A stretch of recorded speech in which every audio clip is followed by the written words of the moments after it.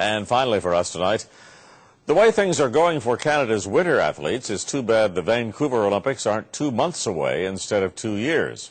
Whether it's on the ski slopes or rounding the speed skating ovals, Canadians have been winning medals at a blistering pace this season. So far, they've captured more than 75 of them in international competitions. And that puts the team on target for a record-smashing 300 medals. As CTV's Jed Kahane tells us in our Countdown to 2010 report, much of the success can be attributed to a new game plan called Own the Podium. He competes on the short track, but the list of medals Charles Hamelin has won this season is very long.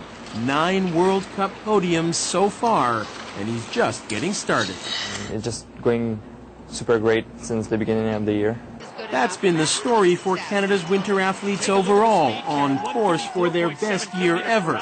He's on it, thanks in part to new funding that has them on the fast track to success. The program is called Own the Podium, and the goal is to come out on top in the medal count in Vancouver in 2010. The budget, $110 million.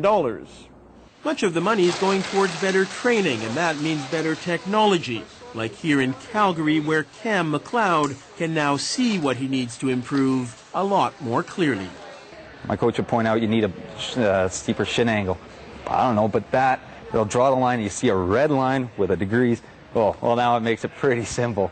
To be able to give that to them, those angles, the timing, the measurements right there, then they can start to self-correct, and that builds the best athletes in the world. It's a far cry from games gone by when Canada didn't invest nearly as much and often didn't win much either. In Calgary 2 decades ago, just 5 medals and not a single gold. These days, every step gets a closer look. Here, special sensors help skiers learn to better distribute their weight. The athlete can watch this from the top of the hill before he does his next run and find out exactly how he's moving his feet. Anything to change just a fraction of a second is the difference between medaling and not. Whatever it takes to take the gold. Wow. Even if that means checking your iPod at the starting line to watch your last run. 10, 15 years ago, it would literally take weeks to film an athlete doing a few seconds performance and get it into a form they could look at and get data out of it. Now it's instant. And from the looks of things so far, so are the results. Jed Kahane, CTV News, Montreal. And that's the kind of day it's been this Wednesday, December the 12th. I'm Lloyd Robertson. For all of us here in the National Newsroom, good night. For some of you, your local CTV News is coming right up.